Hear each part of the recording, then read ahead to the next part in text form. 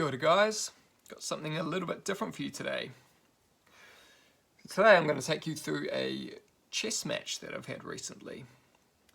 Normally I post music content on my YouTube channel, but for today we're going to take a look at a recent chess game that I've had. So I have been playing chess since I was a kid. I've played in clubs and I have played in a few tournaments throughout my life as well. Probably most notably would be the Queenstown, New Zealand international tournament where they had quite a few grandmasters there, so that was pretty cool. I actually got to play against a guy called Lee Chow that year, and he was ranked like somewhere in the top 20 in the world at that point, so it was a pretty incredible experience. Obviously I got thrashed, and this game that I had with him was just a casual game. It wasn't an official game. I was quite a beginner at that point, and yeah, I didn't even have a rating, so he absolutely smashed me. But it was an awesome experience nonetheless. So this match here is actually against an international master and 2 times women's US champion by the name of Nazi Paikedze. Hope I'm pronouncing that right. Yeah, so she agreed to play me for a daily match on chess.com where we get 7 days per move. So that was super awesome. Just such a wicked like opportunity for me to play someone of her caliber, especially me being more of just a casual player. So that was really cool. So because it was a daily match, the game actually went on for about 3 months, which was quite a long match really, but that was good for me because it gave me time to actually think through the moves. So nonetheless, let's go through the game. So I opened with pawn to d4, which is my standard opening. Knight f6, c4, we had the Queen's Gambit on the board. Nazi played e6, I played knight c3, and bishop b4. So this I was sort of anticipating. It's called the Nimzo Indian defense. I have played against it before, and I've always found it to be quite dangerous to play against as white, so I had prepared for this knowing that it's in her repertoire, and I had prepared the move queen to c2, which means that I can recapture with the queen. So after queen c2, we have castles a3, so just asking what she wants to do with this bishop. She says, I want to take your knight. Fair enough, knight is captured. Obviously I recapture with the queen. The whole point of having the queen on c2 is to do that. She attacks at the center with d5. Good solid move. I continue my development with knight to f3. She plays knight to e4.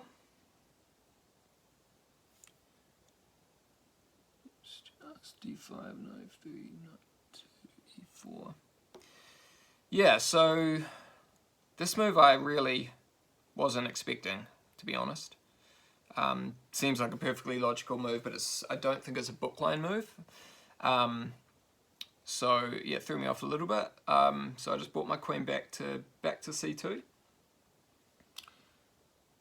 and she played c5. Another very strong move.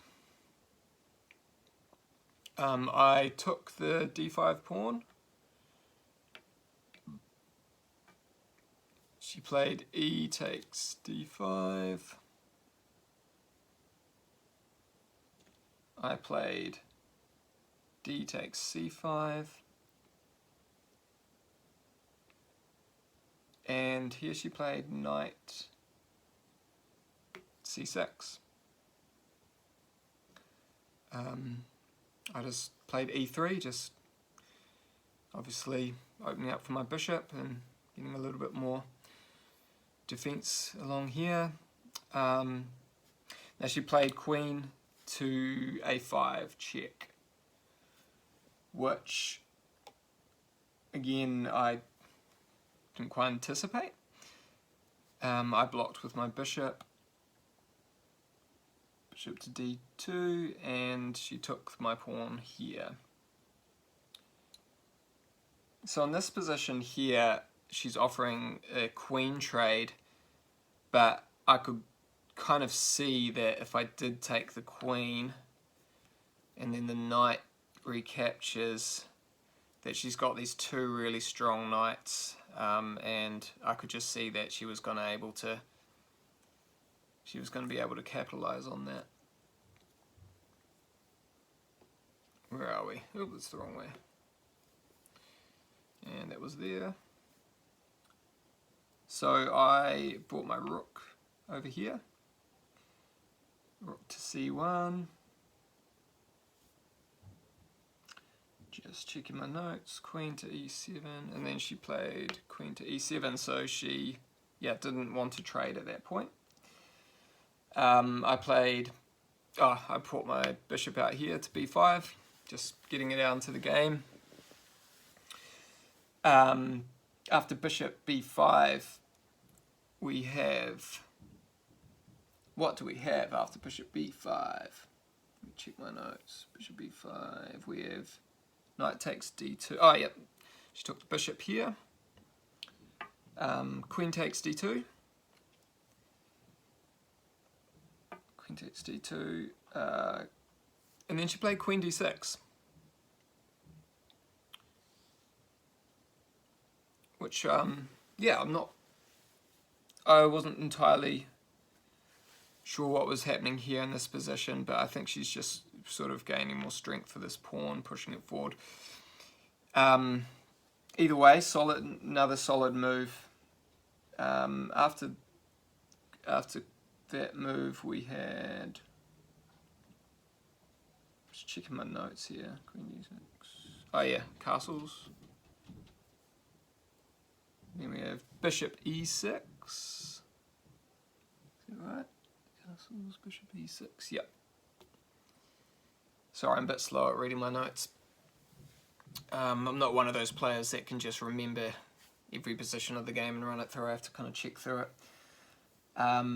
So after bishop e6, I took the knight here. So the point of this was I wanted to disrupt the structure of her pawns here, which I thought was pretty good. Takes, so that was takes, bishop takes, e6, queen c2. Oh, I've lost my place, so just give me a moment here. B takes, e6. I've really lost my place. Where am I?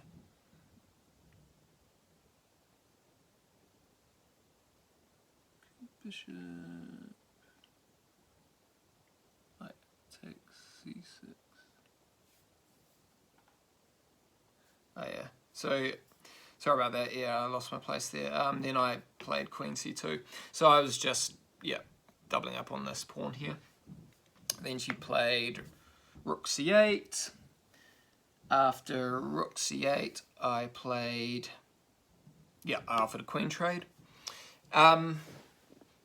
I thought it was in my favour to have a queen trade because, again, just I could see that my knight could come here, and it was going to be hard to defend this pawn. So after the queen was taken, I played this move, taking back, and in this position, Nazi played a really good move, which was rook to b8, and she was just attacking this pawn on b2 here. So I had to really think about this one hard, because I could see if I was to play rook to c1, after she takes, I take, rook takes, and rook takes. She actually has a mating line down the back rank here, so I couldn't let that happen. And I knew that knight to d4 was bad as well.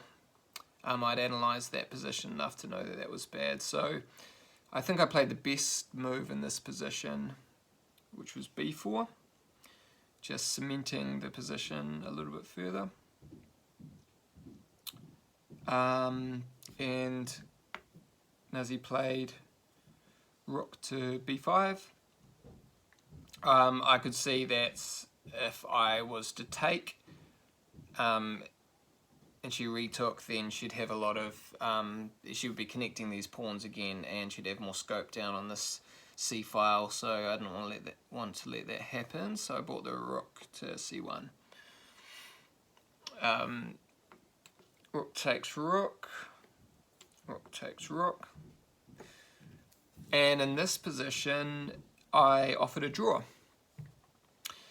I could quite easily see that the only real move here would be to defend this pawn, because the knight's going to come forward here and put more pressure on this pawn. And any other move, say like king f8 or something like that, would result in the knight coming here and then attacking this pawn again, and then you wouldn't be able to defend there because you'd have knight takes bishop with check. So I could see that this was a drawn position, and obviously Nazi would agree that it was a drawn position. So after about a week had gone by, it was closing in on time for her to make her move, and I sent her a message and I just said, don't forget to make your move, just in case she had forgotten about the game. And yeah, the next morning got a notification saying that she'd agreed to a draw. So that was awesome. Obviously for me this is a huge achievement to be able to draw a game with a player of her caliber. So I was super stoked with that result. And just really happy to be able to play Nazi, who is a world-class player, and have the opportunity, really. So that was the game. Hope you enjoyed looking through it, something a little bit different, and I'll see you next time.